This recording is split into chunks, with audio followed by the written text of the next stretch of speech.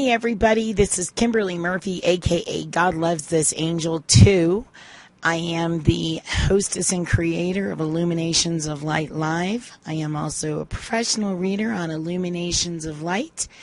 And my latest creation is doing lightworker development classes, spiritual development classes, and mentoring through Universal Living Light. I have also written my first booklets. That would be the Lightworkers Handbooks series, and you can find those for purchase on the universalmercantile.com or universallivinglight.com. This past Sunday, I was invited to be a guest on Colorado We Cannabis Radio, which is hosted by Tim Tipton on Sunday afternoons between 3 and 5 p.m. Mountain Standard Time. They are connected with timeforhemp.com and iHeartRadio. And they were kind enough to invite me to be a guest on their show for their Easter and 420 special. Unfortunately, we had some tough technical difficulties, and I just wanted to share with all of you some of the excerpts on our topic, which was cannabis and the third eye. So I hope that you will enjoy what bit of the interview we were able to salvage. And if you have any questions or you want to learn more about any of the topics we are discussing in this interview, please feel free to contact me via email at godlovesthisangel2@yahoo.com.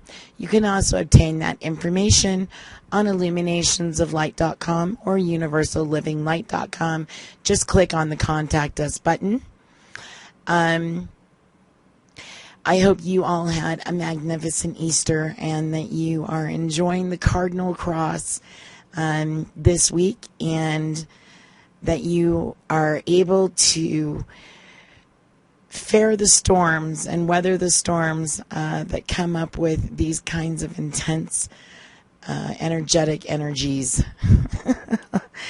Anyway, we hope that you'll enjoy the interview. Thanks so much for stopping in.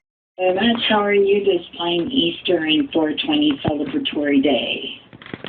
Excellent. Having a great day. It's beautiful out. The festivities are strong. The crowd is roaring over there. We've got about 24 minutes before the puff down. What do you think? I'm excited. I'm really excited. I've waited a long time. I've been an advocate for legalization for many, many, many years, and it's exciting to be able to see basically people being liberated and being able to express their constitutional rights in such a peaceful and awesome way. I mean, really, when you go down to these festivals, they're really just full of camaraderie and love and goodwill toward people. So I think it's terrific. Oh, it's a beautiful exhibition of liberty. And if you know the true definition of liberty, it's beautiful. It's really beautiful to see people just free to have a good time and enjoy themselves, and there's no problems. They're having a good time. There may be some isolated situations, but I think it's going to have a good turnout today.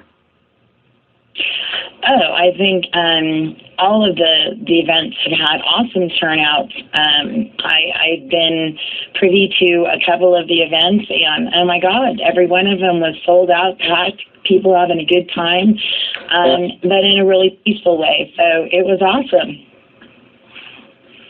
Did you get a chance to go to the Cup? Yes, I did. And what'd you think of it? It was magnificent. It was crazy and insane because there were just so many people there, but it was terrific. All the vendors were on their A game, and everybody just having a great time. I mean, just a lot of enthusiasm, a lot of fun, and a lot of love. It was awesome.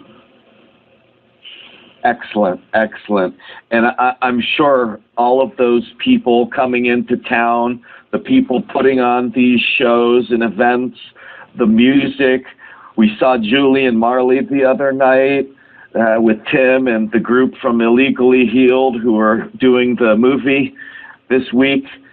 And we had a great time. And Redman and Method Man, they played this weekend. Ice Cube, Snoop Dogg. I mean, this is bringing in a big crowd. I think it's going to have a great economic effect for the city and the whole area.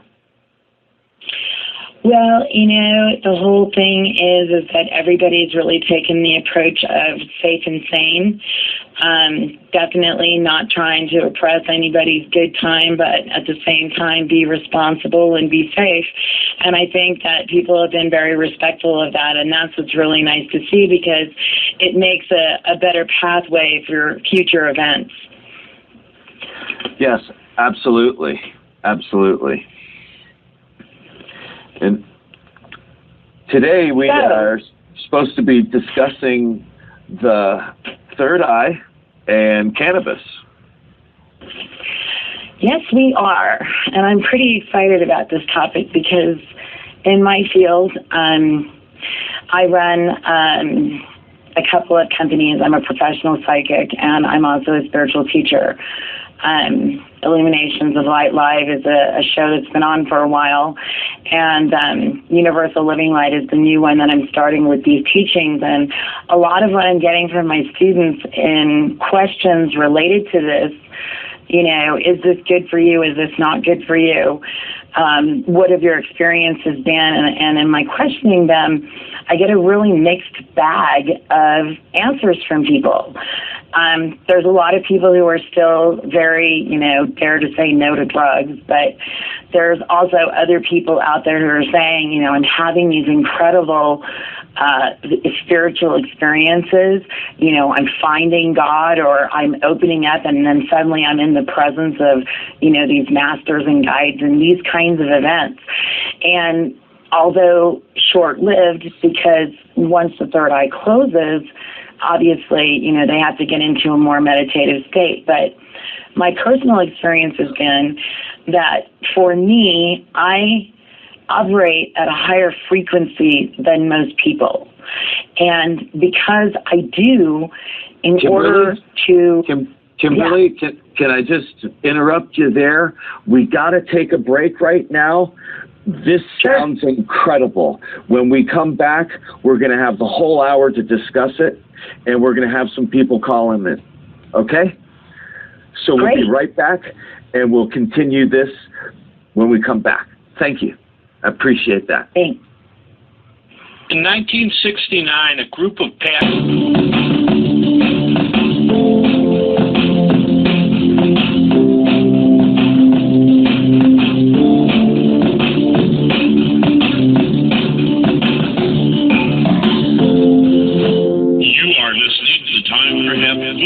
Broadcasting Network.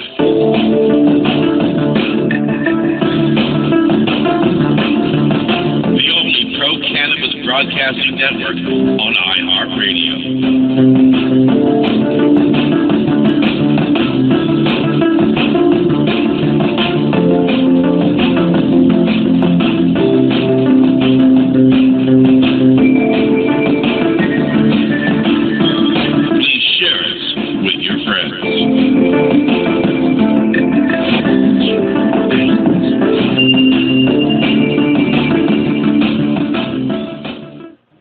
Yes, we are back with Kimberly, and the topic of discussion this afternoon is going to be the third eye and cannabis. While we were on hold and you were listening to the announcements, we had a chance to talk about the topic, and I'm very excited for this next hour. We encourage you to call in if you're down by any of the events in Colorado or anywhere around the world. Please don't hesitate to call in and share, or wherever you are. We have a caller. Caller? Hello? Look. Fixed. Yes, our topic of discussion today is the third eye and cannabis. Do you have an experience in which you'd like to share? Caller? Okay, well, I'm still here. Caller, area code 305. You there? They're addressing you. Yes, I am here. Yes, I am here. So we are addressing you. Do you have a question for our guest today? I understand the topic is cannabis in the third eye. Can you explain that to me? Sure, I'd be happy to explain it to you. A lot of people, because cannabis can be a psychotrope for a lot of people, they tend to have what I call spiritual experiences. To quote somebody just yesterday, they found God through smoking pot. And what it is that it is a grounder as well as an opener of the third eye, because it releases the inhibitions and it makes a connection for some people. Now, the discussion right now has to do with whether cannabis is good for you, or is it, not a positive thing when you are trying to spiritually evolve. That's the hot topic within the community of metaphysics right now. And personal experience with it has been that on an average basis, it helps me get more focused into 3D reality, so I can focus on paying bills or writing or doing those kinds of things, or taking pain away, so that it allows me more movement around to be able to go and do the things that I do, speaking and teaching and these kinds of things. Have I had more spiritual experiences? I've had some incredible spiritual experiences, both with cannabis and without. So I don't really see a difference between the two. However, what I can say is in the moments when I have spirit running through me, it doesn't matter what is going on with me on a physical basis, on a reality basis. Spirit's love, or that feeling of being in the presence of God, supersedes and overrides any kind of influence on an earthly plane, and that includes cannabis. There is no high, there is no psychotrope, there is none of that, because this incredible energy is way more intense than what some people would describe as nirvana. When you're in the presence of God, there's none of that earthly stuff. So you're saying the cannabis is virtually a stepping stone to get to this nirvana. Yes, when people are under the influence with THC, there is a psychotropic effect which causes the third eye, or the God part of the brain, to open up. And it causes the brain to go into an automatic theta state, which is the meditative state, or the state where we will hear that inner voice, or our higher self, our spirit guides, our ancestors, the people that are trying to communicate with us. It allows that door to open for a short period of time. Very interesting. The psychotropic. What exactly do you mean by psychotropic? The ability to release, such as mushrooms, LSD. These are also psychotropic. They can cause hallucinations, which is a lot of what the argument is. Is it a hallucination, or is it an actual experience? I think that if your mind and consciousness are opening up, it's an experience no matter how you view it. It just is. There's no right or wrong to it. It's happening, and it's your personal experience. And what I have found is that when people use cannabis, it's a totally individual experience. Some people, all of a sudden can't talk, and they appear to be incoherent on the outside. But really what's happening is on the inside, they're having this complete shamanic experience. Thoughts and free thinking and creativity and imagination. All of a sudden, that doorway has now opened up for them, and they may not be able to verbalize what's happening until after the experience ends. Okay, excellent.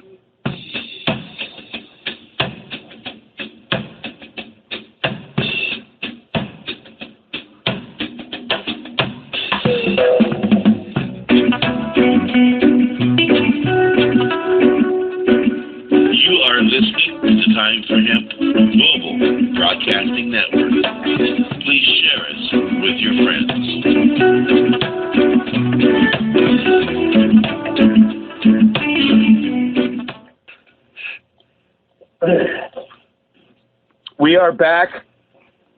Today is 4/20. It's a special day. It's the celebration day. We heard live from Civic Center Park, over 50,000 people, flying joints with giant balloons. Just sounds like a sci-fi movie or something. Outrageous. Now, we are going to be back, and we're going to discuss today the third eye and cannabis. We began to with Kimberly. Welcome back. Thank you for being on the show today. I'm loving it. I am so honored. Thank you so much for inviting me. You're welcome. Absolutely. Now, during the break, I was asking you about if you use crystals or rocks during the course of meditation when meditating with cannabis. And as I was expressing, I use a variety of tools and sometimes no tools depending on the type of meditation that I'm trying to work with. So if I'm doing past life regression and healing, I definitely use crystals. If I'm just doing being still and transcendental meditation, that's obviously, it doesn't require any tools, and it's just a matter of focusing the thoughts. So it really just depends. I'm also a big fan of sound therapy, using crystal bowls and native flutes and drums and that kind of thing to evoke a whole new level, as well as chanting. So it really just depends on what it is that I'm striving for. Absolutely. That's great.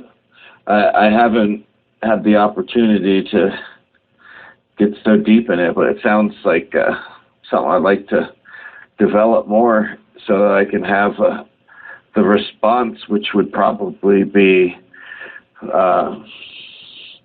eye-opening and also at the same time benefiting my life, because meditation has that kind of reaction once you find out things from it. Yeah. Oh yeah, the whole gig is that it's all energy, right? Everything in existence is energy, and the beautiful thing about energy is that it doesn't die, it just transmutes. So it evolves, and its main course, its main gig is that it wants to expand. It's ever expanding. And that expansion can also go from within. And to me, the greatest treasure and the greatest understandings and clarity that we can have, we already have within us. We just have to get to a state of consciousness, a state of communication with ourselves. And that's the beautiful thing about meditation, is that it allows us to bridge the right and the left hemisphere. It is the perfect union between intuitiveness and logic. And it allows this doorway to open when not only can we communicate with ourselves, but we can also communicate with other beings and other dimensions, and have all of these experiences as being part of the consciousness of God, because it is all God. It's just a matter of being able to tune in with it at the right frequency, kind of like dialing in the radio. That's very interesting. I never heard it really put that way before, but it makes it very easy to understand. That's a good way of putting it. You know, I had all of these experiences. I was a cannabis user from the age of 9, self-medicating, not realizing it, coming from an insane childhood, an insane background, and really using it to maintain sanity in a bipolar environment. And it expanded my consciousness to the point, and not realizing it, but I was opening up doors like vortices and things like that, and spirits were coming through and angels were coming through, and I was having these experiences, and some of them not so pleasant. And I think that this is really what freaks most people out about going into meditation is, you know, they think that they're going to be out of control. I think people also have this stigma with hypnosis. And there is a difference between the two, between hypnosis and meditation. You can get into a hypnotic state, but bottom line to both occasions is that you're in total control. You can leave your body. You can slow down your heart rate. Breathing is a natural thing that we do automatically, but when we focus our energy and focus our thinking, we can actually slow down our heart rate, bring down our blood pressure, release the toxins from our cells, and change things like cancer cells, which cannabis oil, obviously we have tons of research out there showing that we actually cure cancer through the oils. Well, a lot of that in conjunction with the meditative state and actually focusing on seeing the disease cells going away, or white blood cells being increased to be able to build the immune system, red blood cells being increased to bring more oxygen to those areas, focusing on the spine and the chakra energy centers within the body to open up the lymphatic systems, which is our true fighting ability on a physical level to cure ourselves of any ailment. Because most dis-ease within the body is a complete reflection of disharmony in other aspects of our spiritual being. And this has been proven with Bruce Lipton and epigenetics. There's a whole study on that kind of stuff. Well, for somebody who is just tuning in and doesn't understand what we're talking about the mind's eye and using it to make our lives better. And we have Kimberly here discussing this with us. And Kimberly, I mean, when you say the mind's eye and you're explaining all this, is this separate from the imagination? Or it merges with the imagination? Can absolutely merge. I would say that most artistic, creative people will tell you that they channel something greater than themselves when they are producing something magnificent.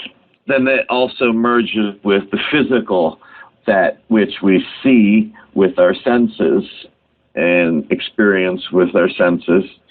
Also, there's that merge with that also, probably equally. Oh, absolutely. What you think is, and what you believe is what will be.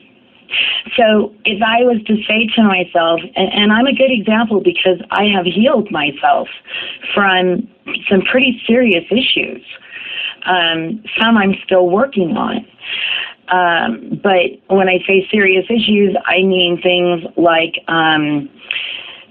H. pylorus and hernias and, cancerous type situations within my body.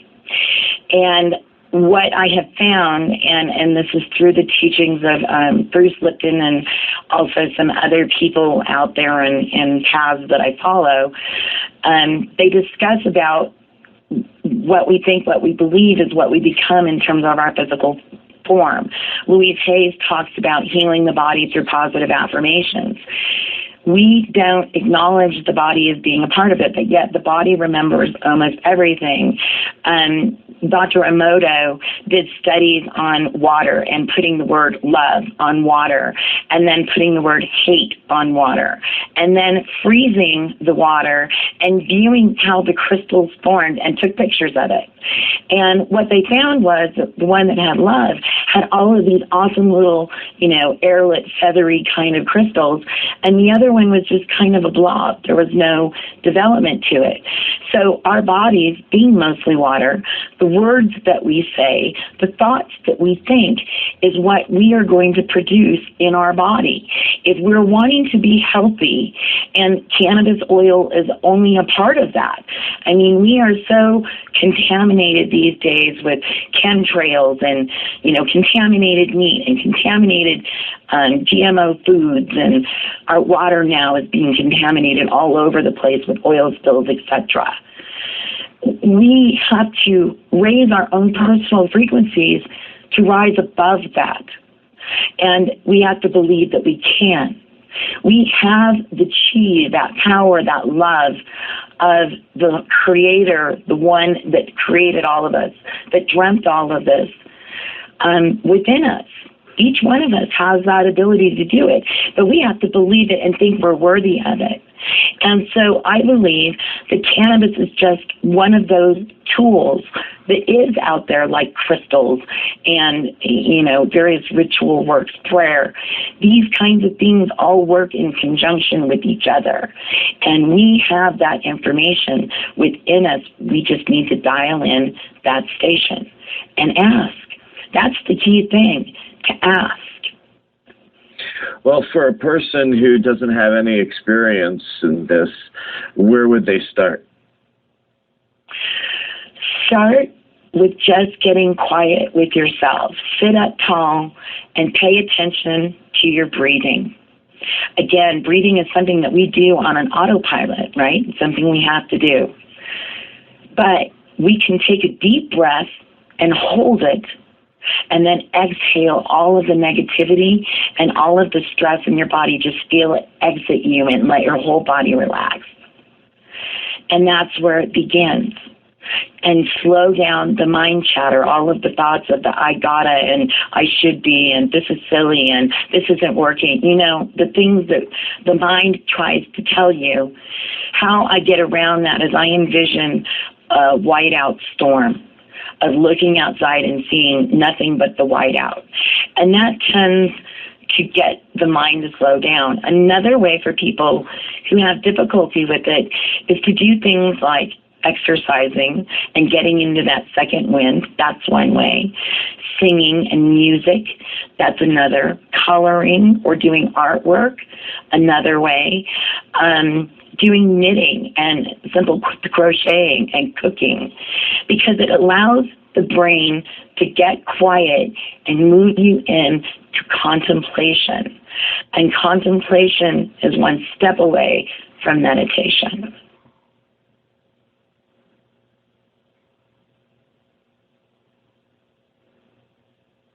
Wow.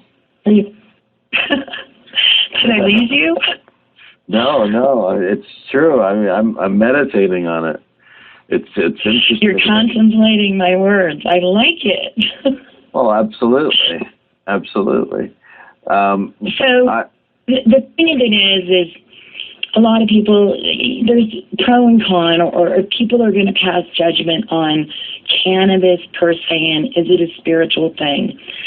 I've known many Native Americans who have practiced with peyote, cannabis, all different kinds of forms of things that allow us to connect into that altered consciousness that is not 3D tangible. It's being able to see the unseeable. And as long as you do it with responsibility, no harm can really come to you. Now, for me personally, I always ask that it be seen as a form of prayers, and that my prayers go up to heaven anytime that I smoke cannabis or tobacco. That's a native thing, a red path thing, and it is a sacred thing as far as I'm concerned. A lot of people don't view it that way. They have a lot of judgment around it. But for me, it is part of my spiritual walk, my practices, my rituals. Yeah, and that's the beauty of this country. We have the freedom and liberty to be able to choose these things for ourselves. And I'm You sound like you have questions about all of this. It's so mysterious, isn't it? Oh, not really. Once you do it on a regular basis, then I would think that it would become second nature, like yes, anything. A behavior, it would become an adaptive behavior, in which case you're meditating when you can and utilizing it to better your life. I'm sure that's what they did, before there was any technology, when they had to, make a decision on doing something that involved risk. They all meditated on it. The whole tribe probably, and then they'd all kind of give their own 2 cents, and then they'd decide whether or not they'd go. Have you personally ever had any spiritual experiences or what you would deem spiritual experiences? Oh, yeah, absolutely. I've had many spiritual experiences. I've personally developed the idea to get myself into a mental peace, a calm and comfort, and meditate with the cannabis, just so that I could kind of unwind.